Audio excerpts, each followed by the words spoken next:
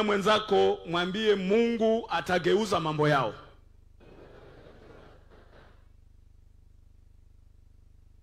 Soma neno. Tunasoma katika kitabu cha Yeremia kuanzia mlango wa 30. Yes.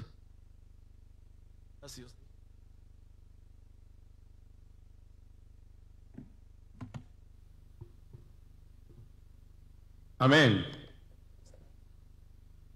Yeremia 38 kuanzia mstari wa 6 hadi 14 nitasoma. Basi wakamtoa Yeremia wakamtupa katika shimo la Malkia mwana wa mfalme lililo katika uwanda wa walinzi. Wakamshukisha kwa kamba na mule shimoni. Hamkuwa na maji ila matope tu, naye Yeremia akazama katika matope hayo. 7. Basi Elimeleki mtumishi towashi aliyekuwa katika nyumba ya mfalme aliposikia kama wamemtia Yeremia shimoni, wakati huo mfalme alikuwa ameketi katika lango la Benjamini. 8.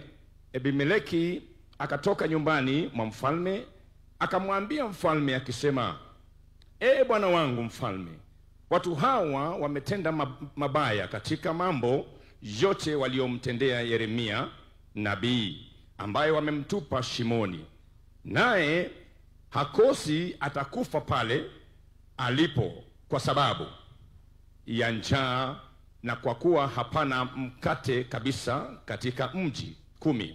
Ndipo mfalme akamwamuru Elimeleki Mkushi akisema, chukua pamoja nawe watu 30 toka hapa, ukamtoe Yeremia shimoni kabla ajafa. 11.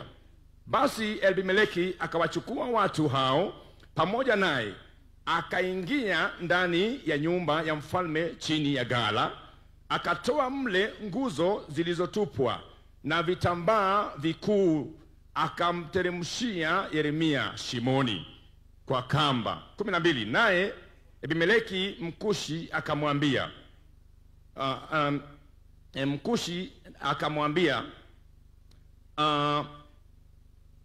tia nguo hizo 12.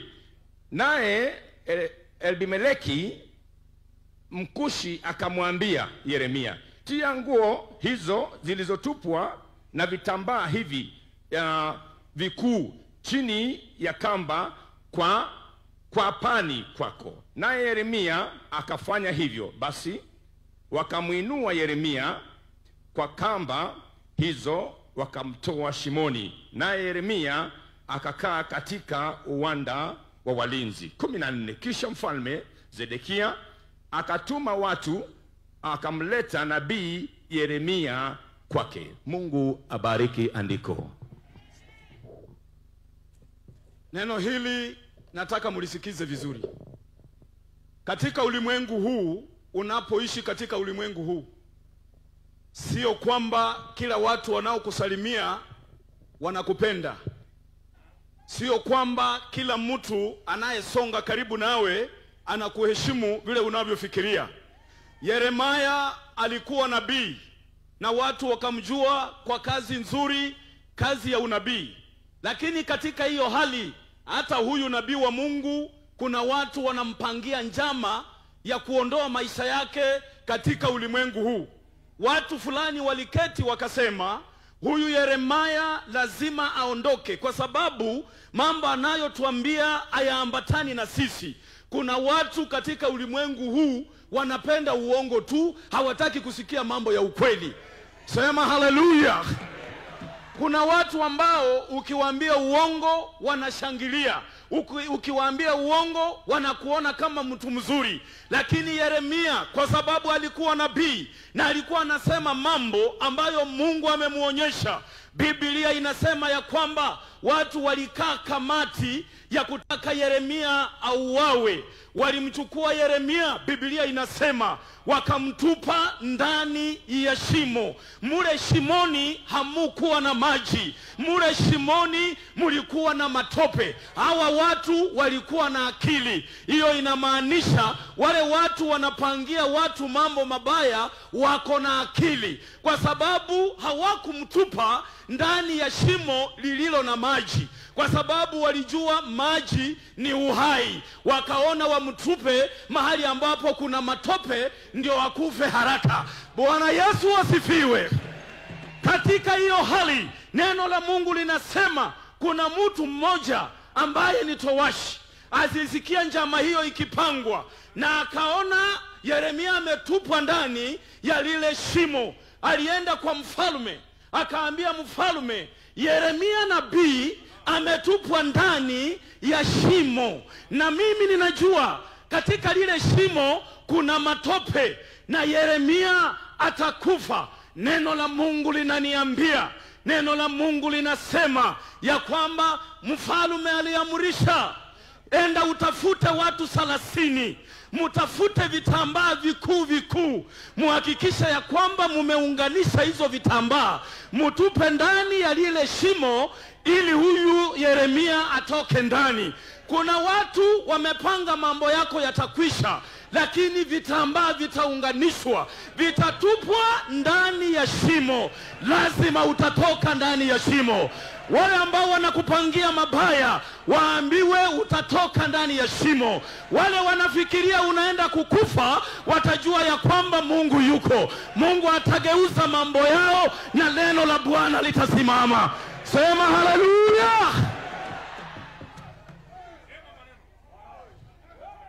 Watu hawana utu.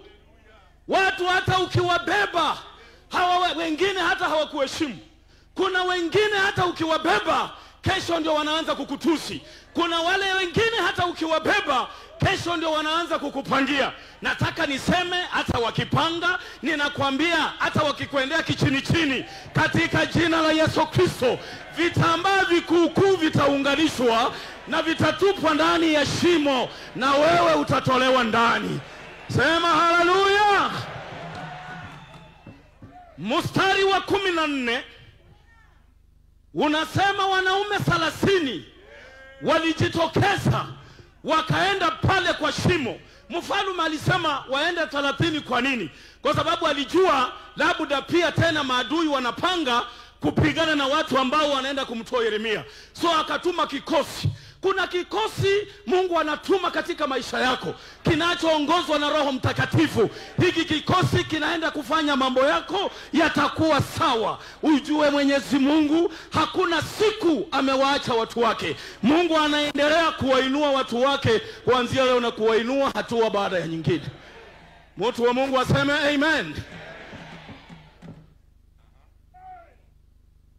Mimi nashangaa sana. Kwanza nyinyi watu wa siasa muko na shida mingi. Hata mtu mwenye hawezi kukulecture, hata mwenye hana mbele wala nyuma, anakuambia unaona wewe 2027 utaona. Sasa unashindwa. Utaona uhame kwako ama utaona maisha yabadilike? Mtu anaamuka tu na anasema mimi nataka niwaambie nyinyi wale ambao mumeandamana na rais leo, wengine muko katika shimo, lakini katika jina la Yesu viraka vinaenda kuunganishwa. Mutatoka kwa hilo shimo na munaenda kukuja juu, na munapokuja juu munasimama na ushindi, na Mungu anatenda kulingana na mapenzi yake. Mstari wa 14 unasema, ninapomalizia, wakati walimtoa Yeremia, mfalme aliita akasema, mumulete Yeremia, nataka ninene pamoja naye. Yeremia alipotoka kwa shimo alikaa na mfalme. Watu walifikiria Yeremia anakufa, wakamtupa kwa matope. Nataka nikwambie Mungu aliamrisha atolewe kwa matope. Hata nyinyi wale ambao mnagandamizwa na magonjwa, mumegandamizwa na mambo mengi, shetani amewaandama katika njia tofauti, munaenda kutolewa katika matope haya, na Mungu anaenda kuwaweka mahali panapohitajika. Kesho hii watu wanaokudharau watakusalimia kwa heshima. Kuna watu ukipita mbele yao wanakuona wewe sio mtu. Mbele za Mwenyezi Mungu sisi sote tuko sawa. Mbele za Mwenyezi Mungu kila mtu ataitwa kutoa taarifa yake.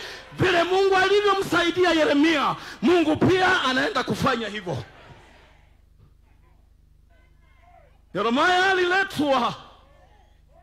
Yeremia aliletwa akaketi na mfalme.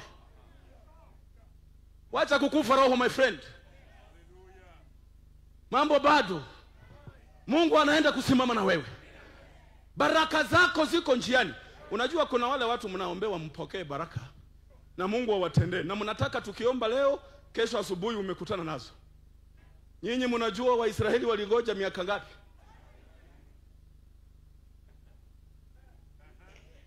Na Waisraeli walikuwa kwa utumwa wa miaka 430. Lakini Mungu wakati alikumbuka, alisema atambariki Ibrahimu, Isaka na Yakobo. Alikumbuka kama wamepelekwa kwa utumwa Misri, na huko ndio alienda kuwatoa akiwarudisha mahali ambapo panahitajika. Mungu anaenda kukurudisha mahali pako. Mungu anaenda kukufanyia mambo watu watashangaa. Semeni haleluya. Sio nyinyi peke yenu viongozi ndio mnakaliwa kamati ya kupangiwa. Hata sisi huku kanisani ukiuliza hawa maaskofu, Mheshimiwa Rais, pia hata hawa wanapangiwa. Unaamka asubuhi unasikia kamati nyingine ilikaa usiku inauliza kwa nini hujaenda uhamisho, kwa nini mambo haijakuwa vile wanataka. Lakini zaidi ya yote, nyinyi watumishi wa Mungu, Biblia imesema muhubiri wakati unaofaa na wakati usiofaa. Nyosheni mikono juu tuombe. Mungu huyu ni Mungu, sio mwanadamu. Tuombe.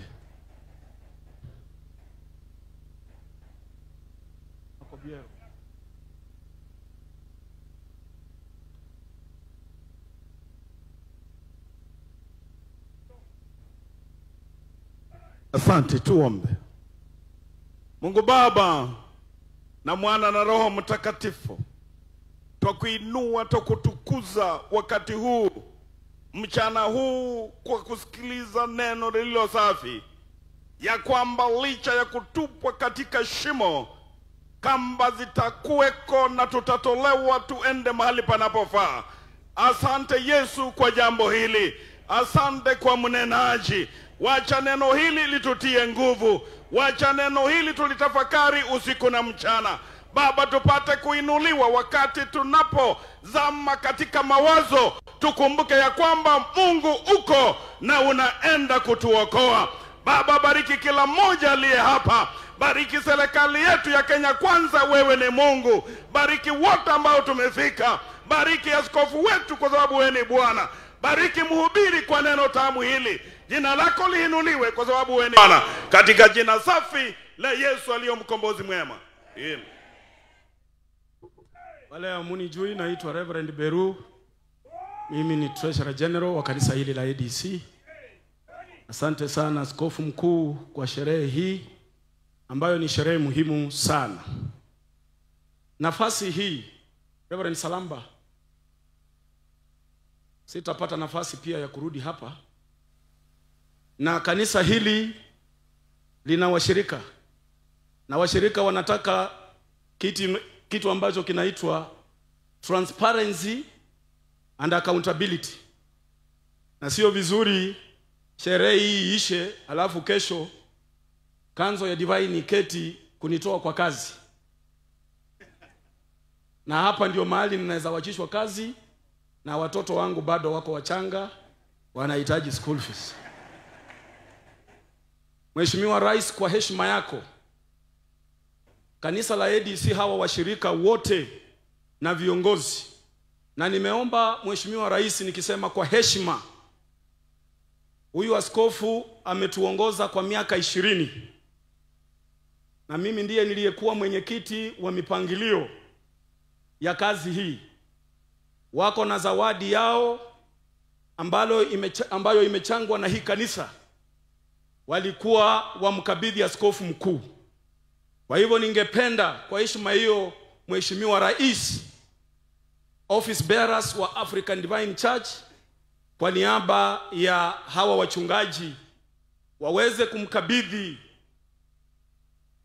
Emeritus General Superintendent hiyo zawadi, amkabidhi askofu mkuu, alafu huduma iendelee. Kwa ile nafasi yangu nilipewa ya kuhubiri, namaliza hizo dakika nilikuwa nimepanga kuhudumu.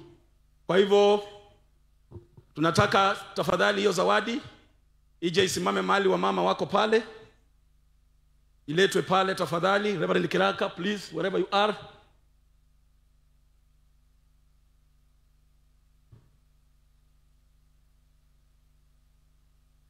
Reverend Asenji, mahali ambapo uko tafadhali harakisha, tunaenda na wakati.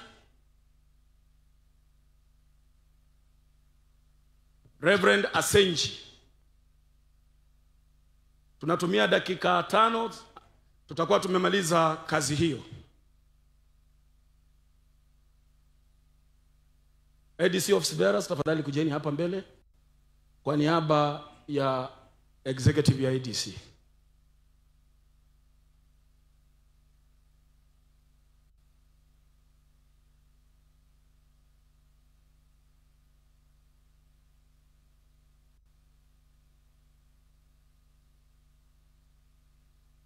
Askofu wetu mkuu pia tunakuomba usimame, uje hapa mbele ili washiriki wa Divine mjue wakati pia mlinipea kazi hii ya kuweka hazina, sadaka inalindwa vizuri.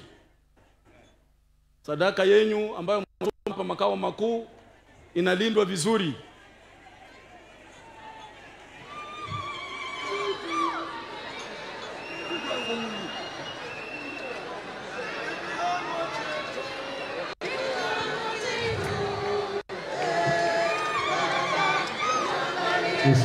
Reverend Salamba,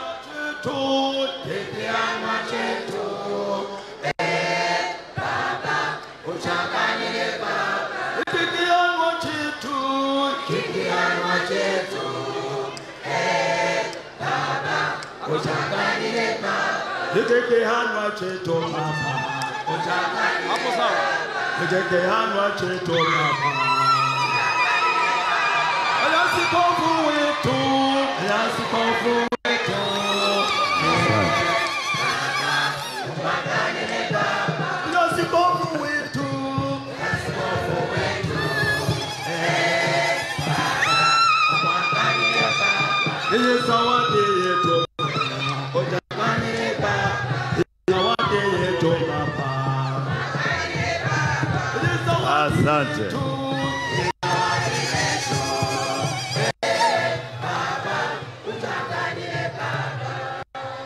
Asante kwa kanisa la African Divine Church kwa kuadhimisha siku hii kuu ya miaka 20. Wanakumbuka mahali walitoka, wanataka waende mahali pengine. Tunasema asante kwa mtukufu Rais mpendwa wa Jamhuri yetu ya Taifa la Kenya, pamoja na Prime Cabinet, pamoja na Senate ambao wako hapa, na county government tukiwa na magavana wakiwa hapa. Tunashukuru kwa uwezo wenu, muje muone miaka 20 tangu kanisa hili lianze. Wamekumbuka wakati niliwekea kijana mikono ili ya kwamba aongoze kanisa hili, na sasa wananikabidhi kipawa hiki. Wanasema miaka hii 20 hatukuwa mahali uliotuacha, tuko mahali pengine. Uacha nisome neno kidogo, askofu aingie kwa gari hii tumuombee. Ninasoma kitabu cha Mwanzo mlango wa 12. Bwana akamwambia Ibrahimu, toka wewe katika nchi yako na jamii zako na nyumba yako na baba yako, uende mpaka nchi nitakayo kuonyesha, nami nitakufanya wewe uwe taifa kubwa na kubarikiwa na kukuzwa jina lako, nawe utakuwa wa baraka. na kuambia askofu mkuu wa kanisa hili utapata baraka.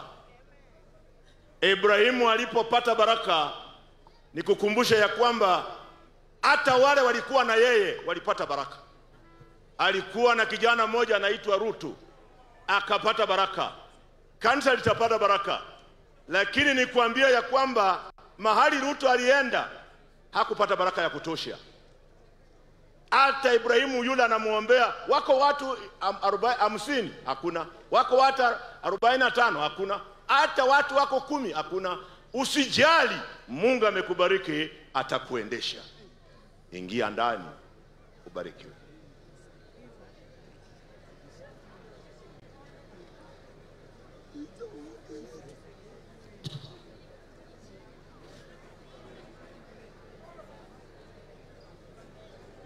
Kikianwa chitu,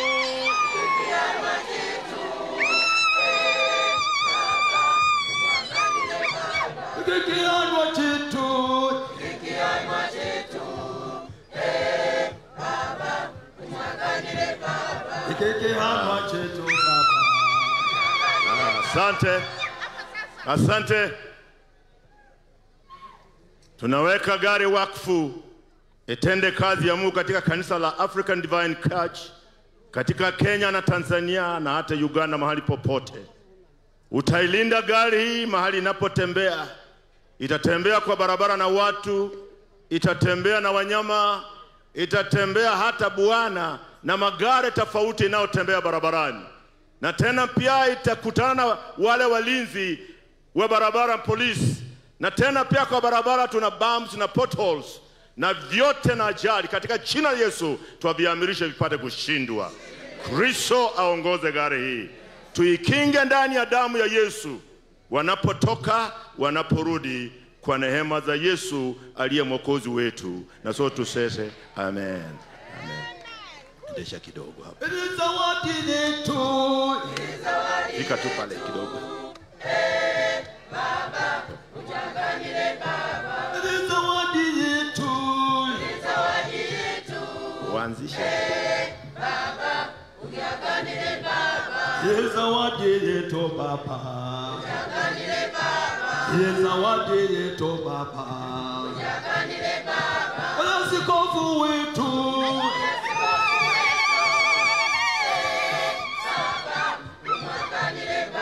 Askofu wetu, askofu wetu, Baba, umwaganile Baba. Askofu wetu Baba, umwaganile Baba. Askofu wetu Baba, umwaganile Baba. Askofu wetu Baba, umwaganile Baba. Ni zawadi yetu, ni zawadi yetu, Baba, umwaganile Baba. Zawadi yetu, zawadi yetu, Baba, ujaganile Baba. Zawadi yetu Baba, ujaganile Baba. Zawadi yetu Baba. Asante sana Reverend Emeritus. Zawadi yetu, zawadi yetu. Makofi kwa askofu wetu mkuu. Tunapo sasa endelea na program. Asante sana wana ADC. Wana ADC, asante kwa kazi nzuri ambayo mumefanya. Askofu wetu Baba. Master of Ceremony. Askofu wetu Baba. Master of Ceremony. Askofu wetu Baba. Umwaganile Baba. Askofu wetu mwene. Umwaganile Baba. Askofu wetu mwene. Askofu wetu. Baba, umwaganile Baba. Ya kwa huo wimbo. Asante sana our General Treasurer kwa programu hiyo fupi. Na kwa huo wimbo kutoka kwa ADC Joy Singers, nataka tuende kwa matoleo. Kipindi cha matoleo, nataka kuomba ya kwamba mniruhusu nimleta naye tuongoza kwa matoleo, na ushers wetu Nafikiria umeelekezwa mahali huko.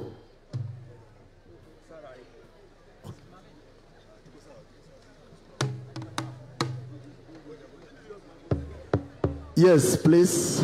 Kidogo polepole tu, background polepole tukielekea kwa offering. Tunaelekea offering. I beg to give out our pay bill. Na naomba kwamba iwekwe kwa screens zetu. I want to request our pay bill to be placed on our screens. Kindly. Yeah, thank you so much. There they are. Ushers wetu, you know where you have been asked to work. Please, I want to direct that you head there. Our ushers, wherever you are, please go to where you are positioned. Thank you. Tuendelee na wimbo wetu polepole huko nyuma. Ushers wetu, take your positions. Ni wakati wa kumtolea Mungu sadaka. Ni wakati wa kumtolea Mungu sadaka. Vile kanisa limetoa sadaka zake kwa askofu wetu mkuu. Asante kabisa.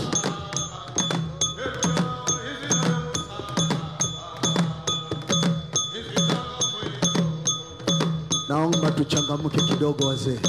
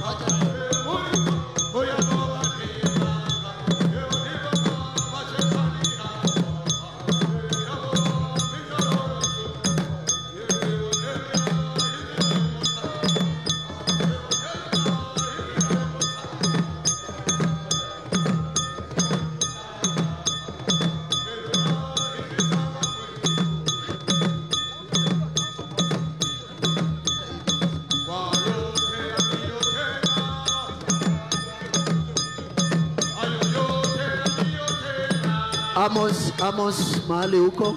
Amos.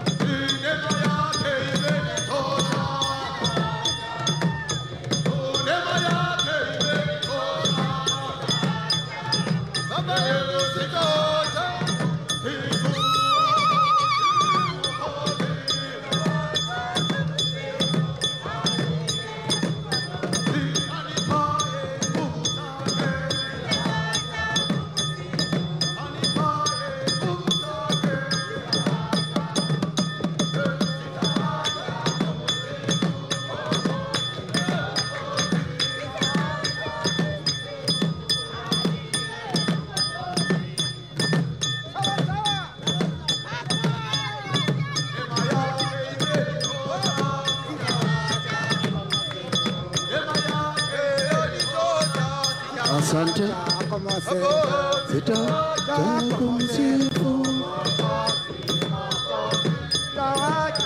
Kumsifu. Asante, asante. Wale ambao wamekuwa wakikusanya sadaka mzilete huku mbele. Wakati ninapomleta director wetu Resource Mobilization Reverend Solomon Magembe kubariki hizi sadaka zetu. Bwana Yesu asifiwe. Bwana Yesu asifiwe. Wale walikuwa na sadaka walete hapa. Leteni zote. Wale wako huko walete sadaka, maana hatutaki mtu aende nayo huko. Basi nafikiri imetosha. Iko sawa? Ni hawa tu. Basi nitaomba, maana najua kama hizi zimeenda huko zinatakana kuwa hapa. na ninasema wale wametoa Mungu awabariki, maana Mungu kwanza alitoa mwanawe wa kipekee na akaonyesha sisi example ya kutoa. Kwa hivyo hakuna shortcut ya kubarikiwa. Kubarikiwa ni kutoa. Bwana Yesu asifiwe sana. Kubarikiwa ni kutoa. Maana Mungu alitoa mtoto wake wa kipekee na akaonyesha example ya kutoa. Kwa hivyo hakuna shortcut ya kubarikiwa. Lazima utolee Mwenyezi Mungu ndiposa ubarikiwe. Asante sana kwa rais wetu, ninapoenda kuomba anajali divine, na tunasema tutaendelea na yeye mpaka mwisho. Baba, katika jina la Yesu Mfalme, wewe ni Mungu. Ilikupendeza kutengeneza siku ya leo sisi kuwa hapa na wageni wetu, akiwemo rais wetu wa inji. Kwanza tunamuombea baraka, maana yeye anapenda divine na anapenda dini zote katika inji yetu ya Kenya. Na unasema yule anatoa abarikiwe. Tunasema rais wetu abarikiwe, na wakati itafika 2027 hakuna mtu atampinga, maana huyu anatoa vile Abrahamu alitoa. Bariki kila mmoja ambaye toa zawadi yake ama sadaka yake mahali hapo, wabarikie. Wakati wanapoenda nyumbani kwao, waacha mkono wa amani ikaandamane na hawa. Bariki kila mmoja. Nataka kufukuza pepo ambaye anaandama watu wetu wakati wanapotoa sadaka ili wabarikiwe, hawabarikiwi. Nami nakemea katika jina la Yesu wapate kushindwa.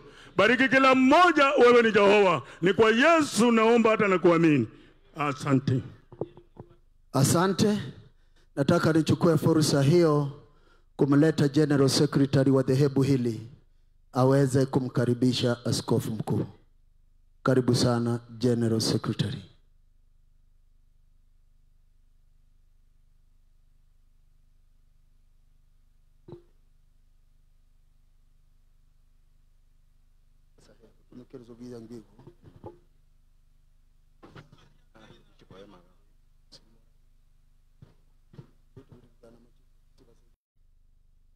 Maaskofu wa makanisa mengine ambao tuko nao hapa, viongozi wa serikali wa tabaka mbalimbali, na washiriki wote ambao wamekuja kusalamia president wetu katika uwanja huu, na wasalimu katika Kristo. Bwana asifiwe.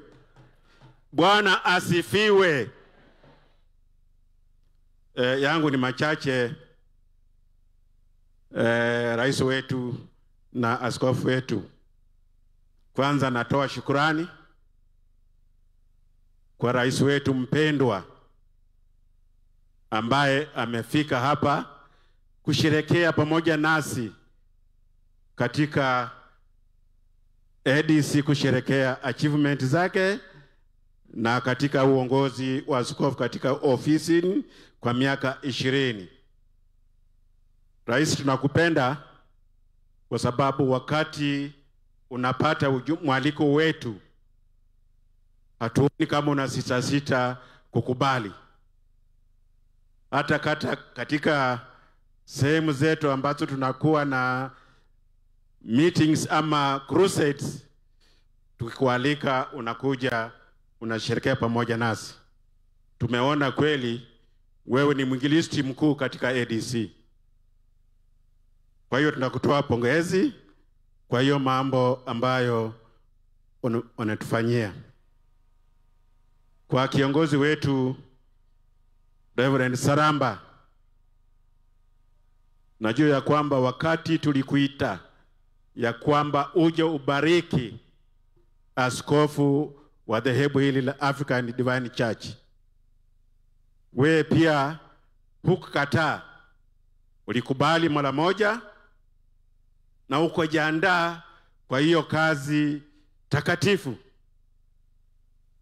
Tunajua ulijilinda vizuri mpaka wakati wa kumaliza hiyo activity, ndio sababu maombi yako Mungu alisikia. Tangu wakati huo hatujaenda kando. Kwa miaka hiyo 20 tumekuwa katika ofisi wakati uliombea askofu wetu. Kwa hiyo baraka zako zilikuwa za muhimu, na zinatuendesha mpaka siku hii. Ubaya tu hujatutembelea kutuambia mnaendeleaje tangu nimewaacha. Kwa hiyo tunakuheshimu. Maombi yako yalitujenga, ndio yanatuendesha mpaka wakati huu. Mimi sina mengi. Tuko na washiriki ambao wametoka Uganda, sijui wako wamesimamia wapi. Kuna Chief Kasisi kutoka sehemu za Kiliandongo kule Western Uganda, ako pamoja nasi hapa.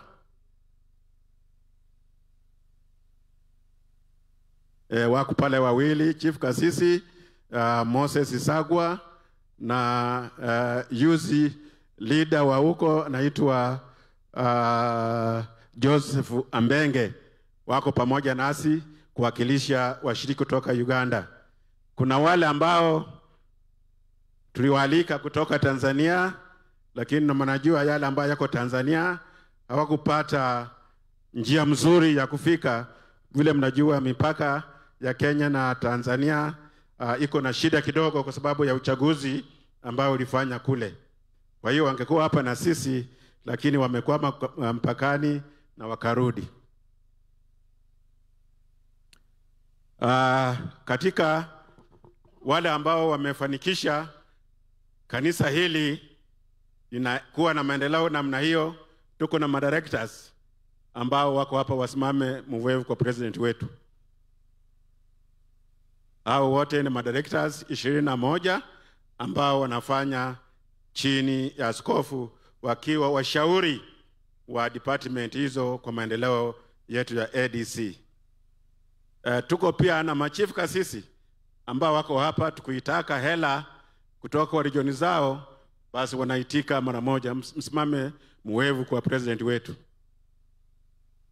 Hao ndio machief kasisi wetu ambao tunafanya nao katika executive ambao ni ya ADC. Pia tuko na wamama ambao ni mama regions, msimame mwevu kwa rais wetu. Nyinyi pia ni kiungo muhimu wa kanisa la Mungu.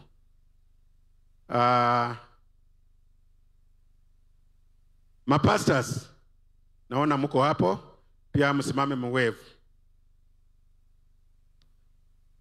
Asanteni kwa kufika kwenu. Tuko pia na wale Gen Z, ma youth. Wako wapi? Pia tunaendelea na wao katika kanisa hili kwa njia ambayo ni mzuri. Ni watu pia wanashikia ushauri.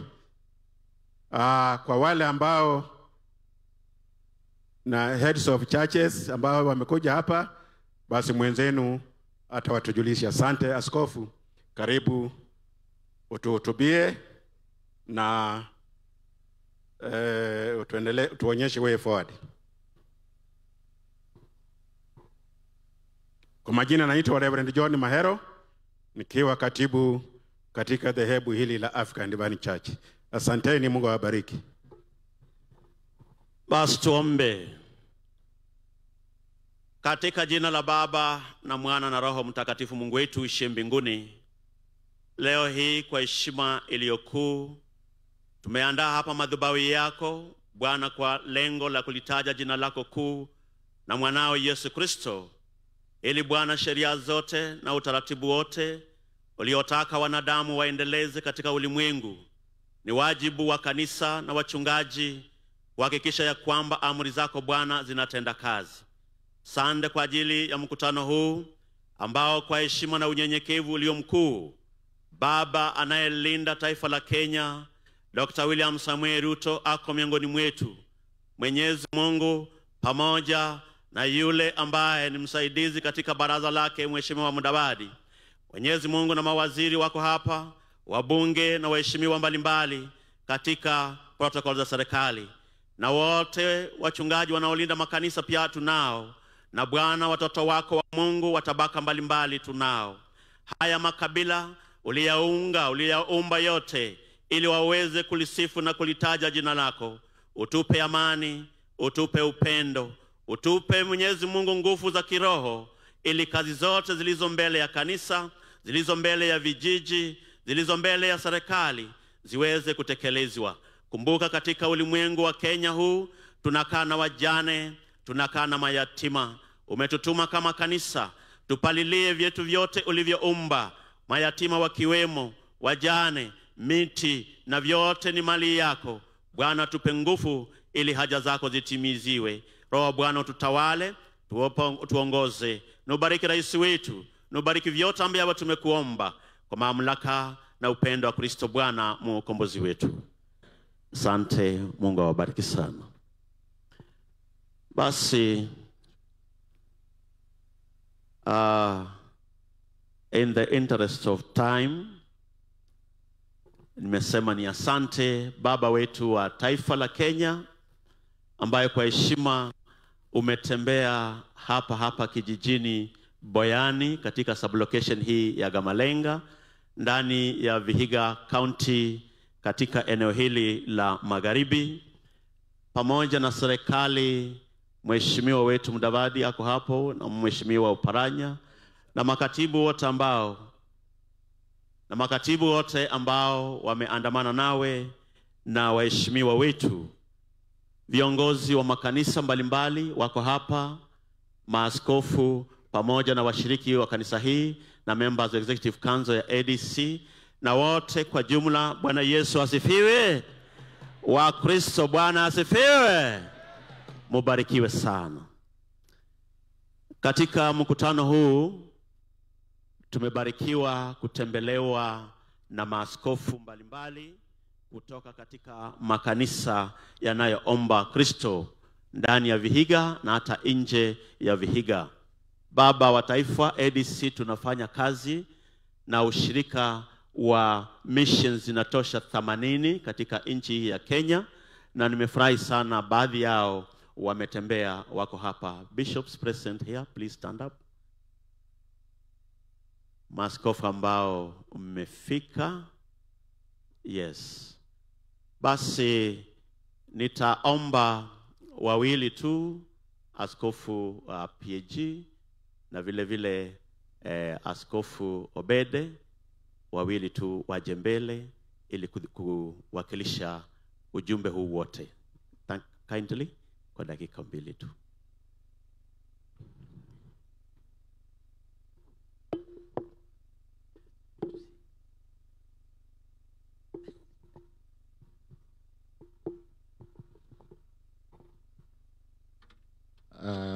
Mheshimiwa Rais wa Jamhuri yetu ya Kenya, maaskofu ambao wako pamoja nasi, pamoja na wote ambao tumejumuika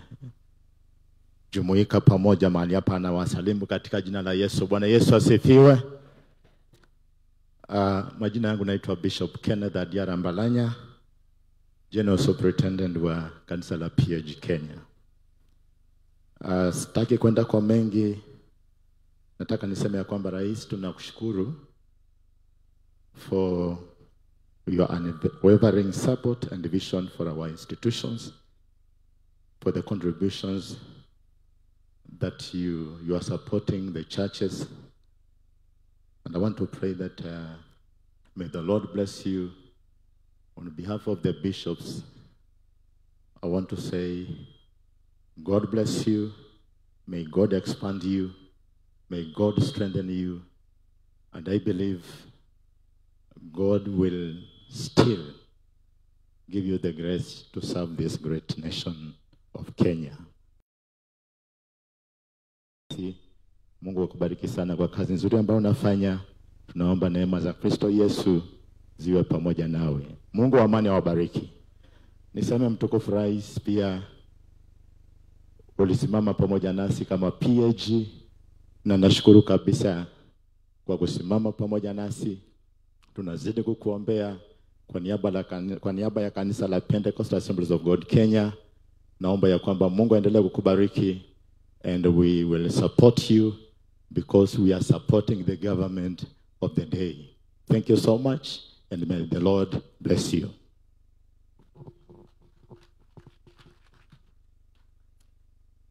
Rais wetu wa Jamhuri ya Kenya Mheshimiwa Arap Ruto pamoja na waheshimiwa wengine wote, Archbishop wetu wa African Divine Church na maaskofu wote kwa jumla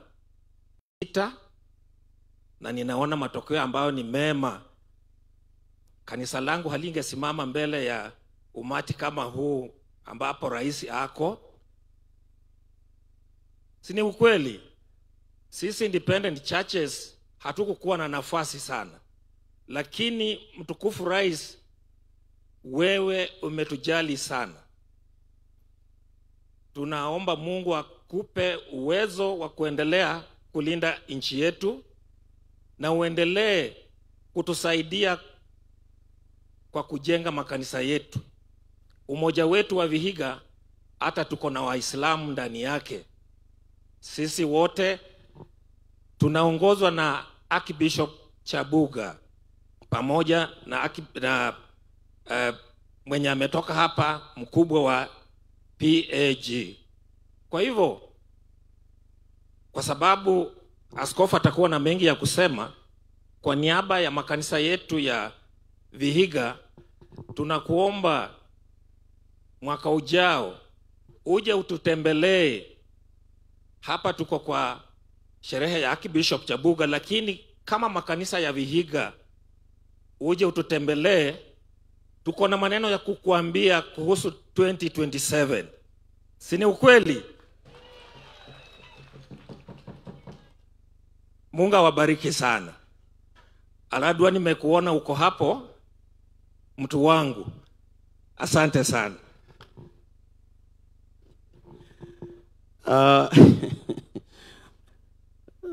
Baba wa taifa, mimi sina mambo mengi ya kusema sababu ninayo furaha mingi, na mwisho kukamilisha mazungumzo kwa makanisa, Bwana Mbenge kutoka Islam. Tuna ushirika wote wa pamoja na baba wetu wa taifa. Wandugu hawa wanakupenda sana na hakuna vile watakuacha katika safari yako. Ni ombi langu kwa Mungu wasimame nawe. Bwana Mbenge.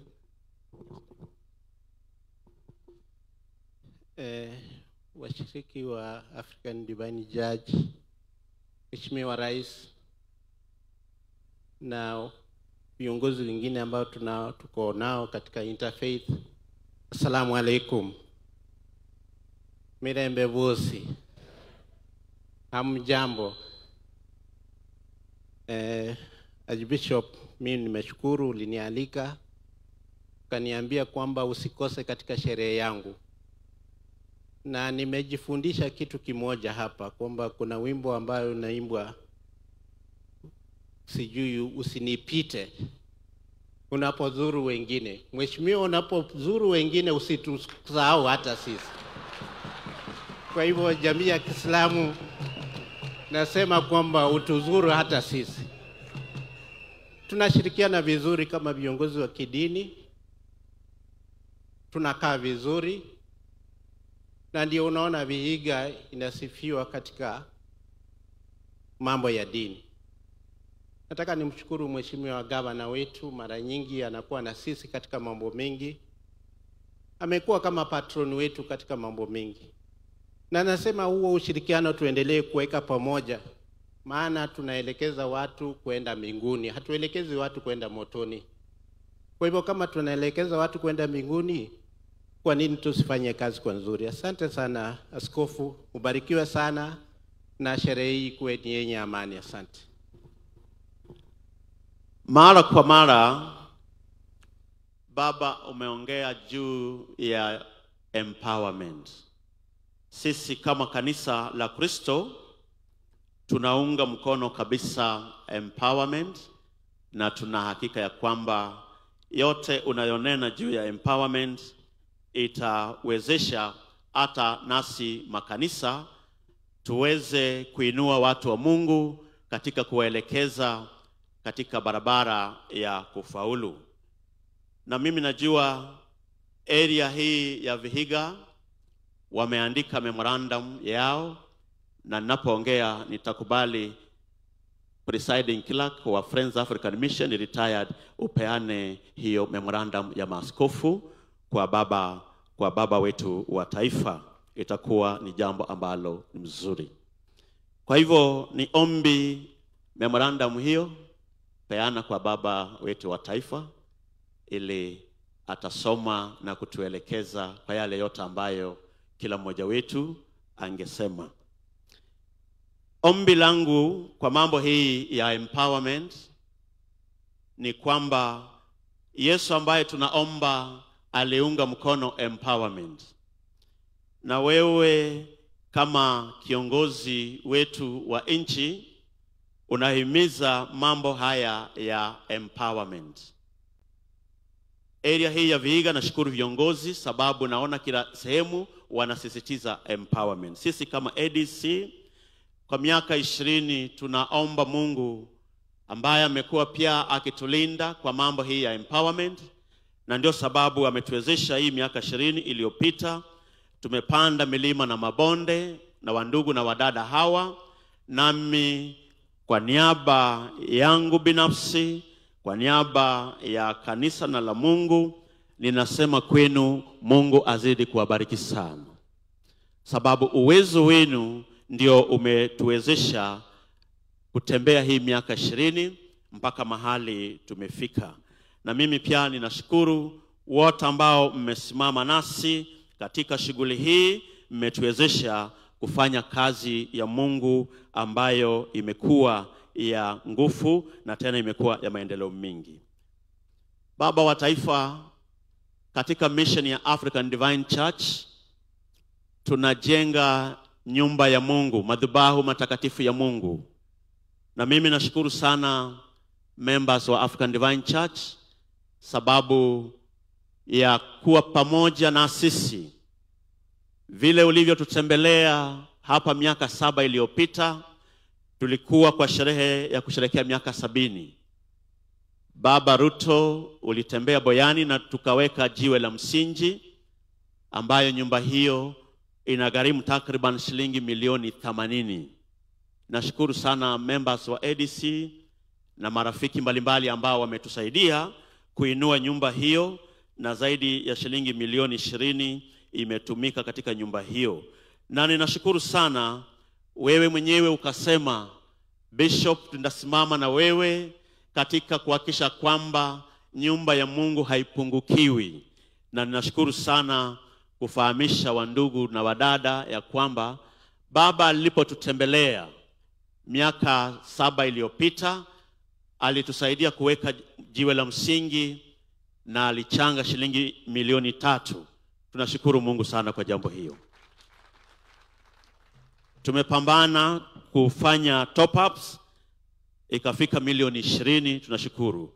Na tena nashukuru sana baba, tulipotembea tena kule katika makao yako kule Nairobi, ulitusaidia kwa mambo ya empowerment through African Divine Church Kilagi Sacco. Sacco hiyo baba wa taifa inatembea na ina washiriki zaidi ya 400 ambao wanachanga na tena wanakopa wakifanya biashara ya empowerment kidogo kidogo katika maisha yao. Bwana Yesu asifiwe. Shilingi zako milioni 3 tena ziliingia katika empowerment program hiyo, na bado tunaomba washirika wengi muingie katika empowerment program ya ADC Kilagi Sacco na mtabarikiwa sana. Baba wa taifa, juzi nilikuwa na furaha kabisa sababu sehemu ile ambayo imebaki kwa cathedral, ninaona wewe na marafiki zako tena mmesimama nasi kwa mchango wa shilingi milioni 50 kusaidia nyumba hiyo iendelee kukamilika. Bwana Yesu asifiwe. Jameni, hiyo si ni baraka? Therefore, niko na tumaini kubwa kazi unayotenda na kututembelea mara kwa mara najua ni Mungu anayekuongoza. Uendelee kuwa kiongozi wetu na uendelee kutusaidia katika mipangilio mbalimbali. Sisi tunakupenda mzee, na tutazidi kusimama na wewe vile unavyotupenda. Tutazidi kukuunga mkono na kukuombea tuweze kujua ya kwamba kila jambo lile Mungu ametupangia linaweza kufaulu vizuri. Area hii, baba wetu wa taifa, ina shida zaidi ya maji. Na hapa Kisumu kuna Lake Basin program ya maji. Naomba baba, saidia hii Lake Basin isonge karibu hapa Boyani, ili watusaidie reinforcement kwa gavana wetu ambaye amejaribu sana kuhakikisha maji inafika area hii, ingawa haitoshi. Our population iko kubwa na maji bado ni shida. Kwa hiyo tunaomba kupitia katika Lake Basin ambao are our neighbors, mtusaidie ili tuweze kupata maji kwa wingi. Baba wa taifa, program hii ya SHA ambayo inaendelea katika Kenya ni program mzuri sana. We have been campaigning in our churches, members wa ADC waingie katika SHA, Social Health Authority Insurance Program, Social Health Insurance Fund. Muingie ndani ili afya yenu iweze kushughulikia vizuri katika serikali ya Kenya. Na baba, naona this program is successfully, na ni ombi langu vile sasa SHA imekamilika kuwa successfully, sasa rudi tena kwa masomo. Tusaidie tena masomo kwa mtoto mdogo wa ECD, wa primary na wa secondary. Baba, tena iwe ni compulsory education kwao, ili watoto wetu katika jamii zetu waweze kufurahia masomo mazuri. Hatutaki kuona mtoto yeyote akibaki nyuma kwa sababu ya kukosa masomo. Ombi letu kwako, tunakuunga mkono, tunajua you are an able man. Tena anzisha program ya education, uisukume vile umesukuma SHA. Recently I heard you complain, Kenya imekaa sana kwa third world, and it is your strategy that we move to the first world. Utembee tena pamoja na sisi makanisa. Tunafurahia kwa jambo hiyo.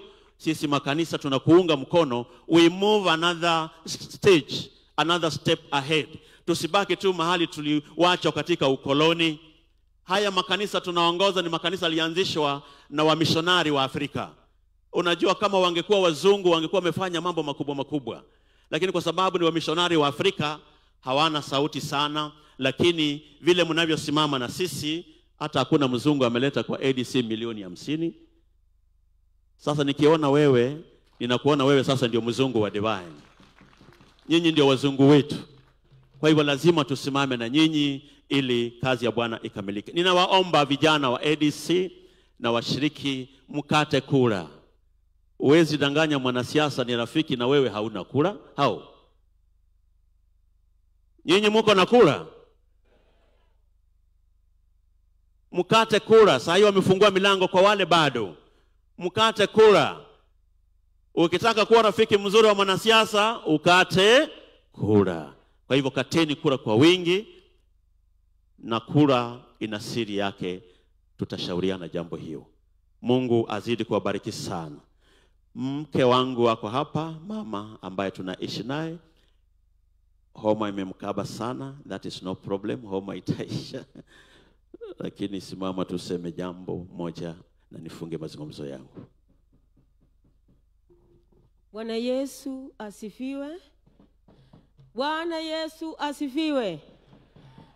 Our Dr. Honorable Samuel Ruto, pamoja with your all protocol observed, the people of God from the government, kanisa letu takatifu la African Divine Church, our able archbishops that are with us today, our directors, Mama Regions, wageni wetu wote wa siku ya leo, Mama Kenya wetu wa PAG, tunawasalimu katika jina la Yesu. Bwana Yesu asifiwe. Bwana Yesu asifiwe. Asanteni sana kukuja kututembelea, kutupa maombi mengine, ili Mungu azidi kutuinua na kuelekeza watu wa Mungu pahala ambapo ni patakatifu. Amen. Nasema our Dr. Samuel Ruto, asanti sana baba. Wewe ni ndio mzungu wetu wa African Divine Church. With us as African Divine Church, we are an indigenous church. We don't look for somebody. We are our own. Tunatafuta sisi wenyewe kwa wenyewe, ndiposa tunaendelea. Na tunapoenda kutafuta mzungu wetu ni nyinyi tu. Asante kwa wale wote ambao wamekuja. Tuko na mradi wetu wa wamama. Baba, bado tunakuja kwako na kabineti yako. Mradi wetu wa wamama tena uko. Nafikiria umepewa hiyo nakala. Uzidi tena kuangalia ndani. Na unisalimie mama nyumbani, mama Recho. Umwambie tuko Kenya hii. Wamama wa African Divine Church. Wamama hoye! Wamama hoye! Uambie mama wetu Recho, tuko, tunampenda. Wamama wengine wenye wako serikalini, tunawapenda. When you are there, we see we are the ones. Amen? Jamboni sana. Mungu wa amani awabariki. Mama Kenya. Basi mama huyu tuko na yeye na watoto 4. Lakini jenzi nyinyi mnaweza pata 10. No problem. Mungu alitubariki na watoto 4, wavulana 2 na wasichana 2, na ni sasa ni wakubwa. Wamemaliza shule na tulirudi tu sasa tuko pamoja. Asante. Tunaishi tu 2 namna hii. Ni kama hatujawahi pata watoto. Wasichana wa ADC, PS wetu, Mungu awabariki. Madam Imbunya na Madam Inyangala, wasichana wazuri sana katika African Divine Church. Mfanye kazi vizuri. Baba wa taifa, ukirudi Nairobi, tunakuachia nguvu za ufunguo.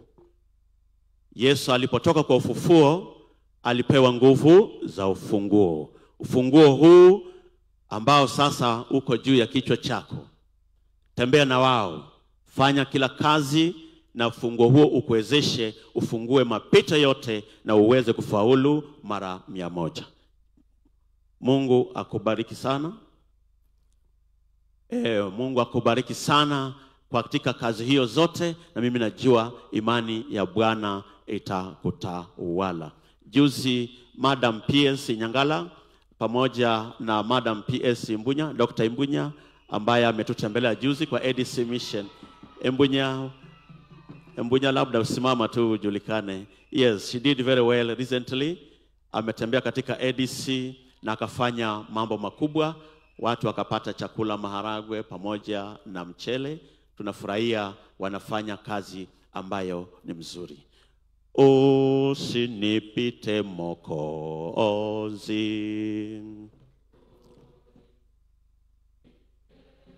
nisikie pazuru wengine. Usinipite, haleluya. Yesu naomba unisikie,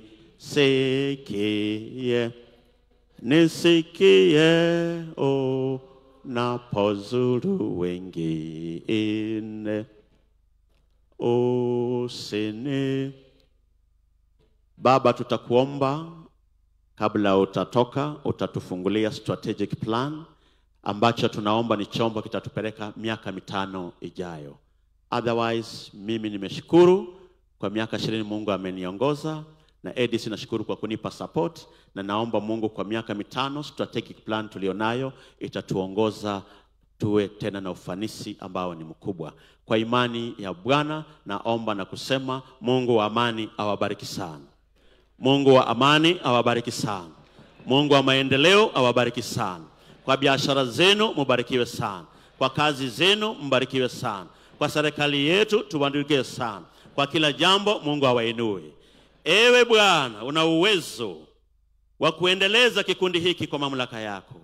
Umetutuma kama wachungaji na ukasema Bwana tuendeleze mamlaka yako. Sande kwa ujumbe huu, sande kwa wahubiri wote, sande kwa serikali hii, sande kwa Rais Dr. William Samuel Ruto kwa kutembelea maeneo yote ya Kenya. Muongeze nguvu, muongeze imani. Wewe kuwa ndio funguo yake. Mwenyezi Mungu, hakuna jambo laweza shinda wewe kutenda, bali baraka zako za amani na upendo zilinde Kenya, zitawale Kenya. Roho wa Bwana utulinde na Roho wa Bwana ututawale. Kila jambo ambalo tumekuomba, weka juu yake muhuri wako mtakatifu na tuone ufanisi katika maendeleo yetu. Sande kwa sadaka ambazo zimetolewa. Zimetoka kwa biashara, biashara zibarikiwe. Zimetoka kwa ukulima, ukulima ibarikiwe. Zimetoka Mwenyezi Mungu kwa mifuko za watoto wako, kazi zao zibarikiwe. Wasipungukiwe na kitu. Bwana uwajazie mara 100. Wewe ni Mungu. Endelea Mwenyezi Mungu kulinda Kenya pamoja na mazingira yake. Bwana, kila sehemu Muamri imesema tupande miti. Miti na watu vyote ni watu wako. Uwezeshe miti mingi ipandwe ili mazingira yazidi kuboreshwa na mwanadamu afurahie. Tumesema ni asante, utulinde na ututawale. Ni kwa mamlaka na upendo wa Kristo Bwana mwokombozi wetu. Makofi kwa Yesu. Mungu awabariki. Mungu awabariki sana. Basi nafasi hii ninamkaribisha Daktari Dr. William Otichilo. Wilberforce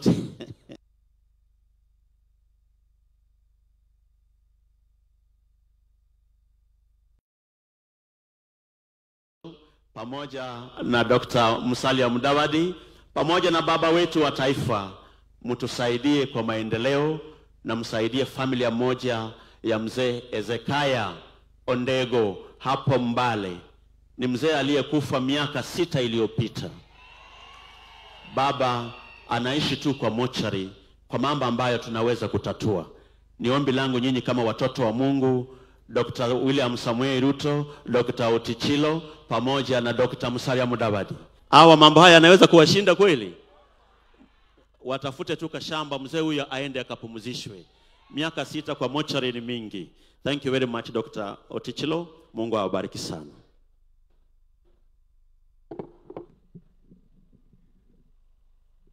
Mheshimiwa Rais wetu wa nchi ya Kenya, Prime Cabinet Secretary, mawaziri ambao wako hapa, senators ambao wako hapa, MPs ambao wako hapa, MCS ambao wako hapa, senior government officials present, na mawaskofu wote na wafuasi wa ADC.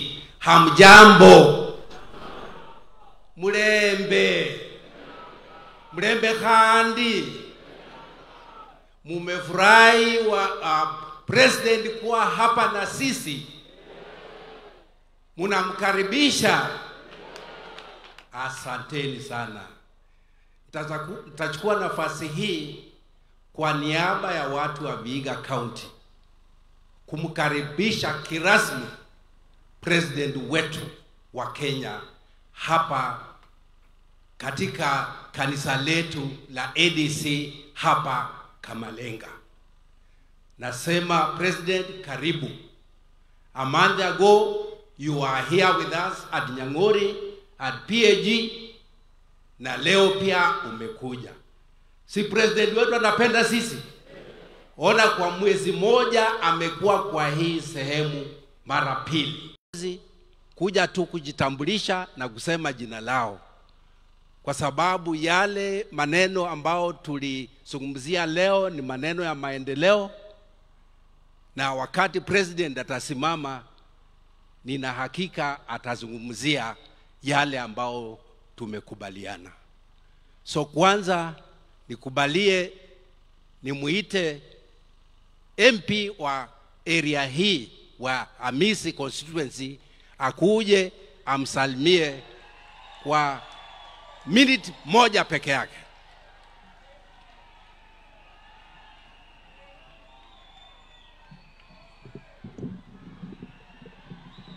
Hello. Kanisa la ADC Divine. Tuende pole pole.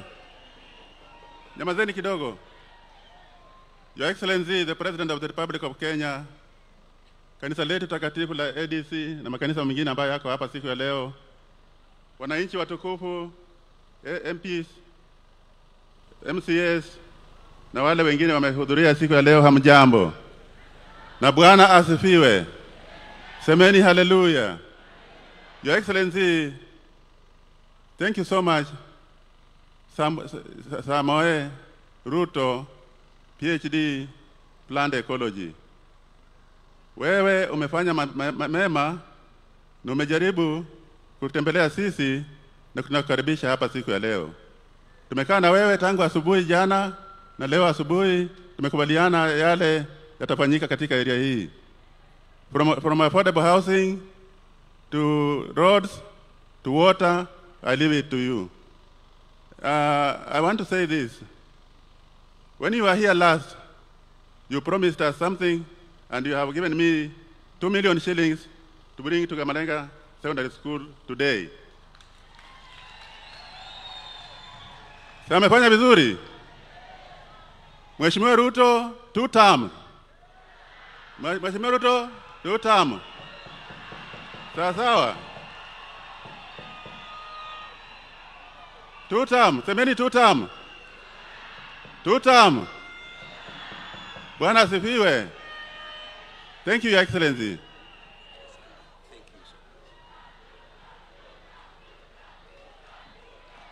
Basi asante sana vijana, asante sana. Sasa rais, niruhusu nimuite speaker wetu wa County Assembly akuja hapa ili afanye introduction ya MCAs ambao ni wa Vihiga na wale ambao wametoka kutoka county zingine. Speaker of our County Assembly, Honorable Omulele Chris.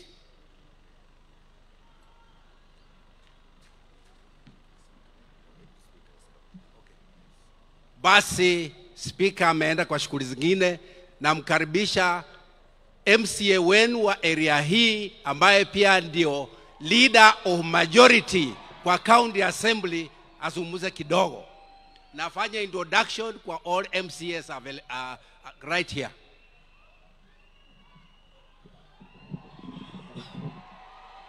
Asante sana. Mtukufu Rais wa Jamhuri ya Kenya, Archbishop wa kanisa la African Divine Church, viongozi wote ambao mmefika hapa na wananchi na wasalimu wote, hamjambo. Naitwa Manoa Karega Mboku, MCA wa Tambua, Leader of Majority Vihiga County Assembly. Kwa haraka sana mnikubalie Mtukufu Rais, tumekuwa na wewe na mkutano kule Kakamega, na wakati tulikuwa tunakuja wengi wa MCAs wamefungiwa kule nje, hawajaruhusiwa kufika hapa. Lakini wale wako huko nyuma, tafadhali msimameni tu wananchi wajue mahali mko, na kadhalika wale wako huko nyuma yangu tafadhali simameni. Kuna MCAs kutoka pia Nairobi, Mtukufu Rais, wako pamoja nasi. Wave at the president kindly. Asante.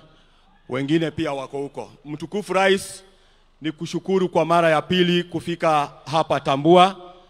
Na jambo la kwanza, Mtukufu Rais, nikubalie ni kushukuru, juzi nimekuomba IDs za Wakenya zimepotea na ukasema ada 1000 itolewe wananchi wapate ID ambazo zimepotea bure. Si amefanya vizuri jameni?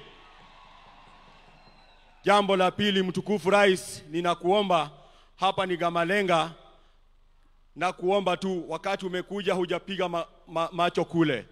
Kuna tank ya maji ambayo ilijengwa miaka zaidi ya 50. Maji kutoka kule Soshan kufika hapa ni kilomita 4. Kufika paka kule Nyang'ori uliokokuwa kilomita 1, zote karibu kilomita 5.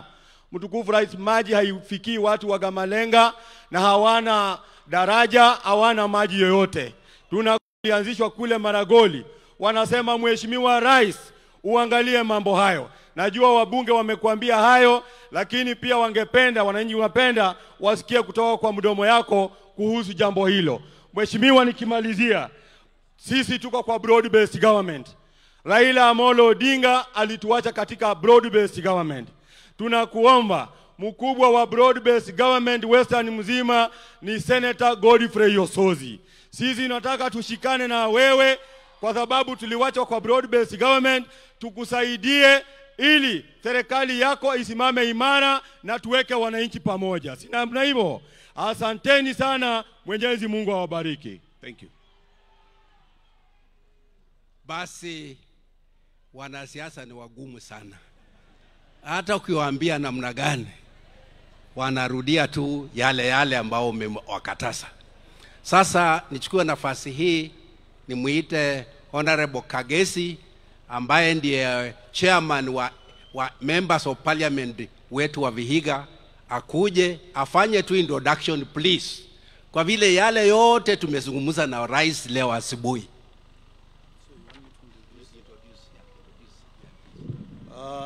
Asante sana Governor.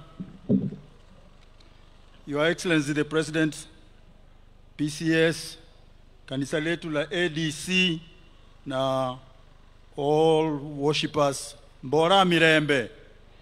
Mirembe kandi. Vile mmeambiwa mimi ni jirani yenu hapa, naitwa Kagesi, mbunge wa Vihiga. Na vile tumeambiwa time is of the essence, nataka kuleta wabunge wangu wa Vihiga. Is it all of them?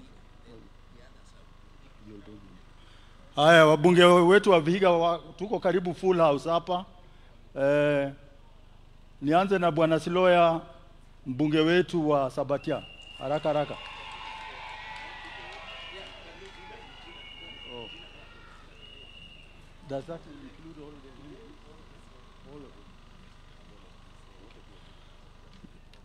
them? All MPs present, please just come over. Just come over. Haya, Siloya.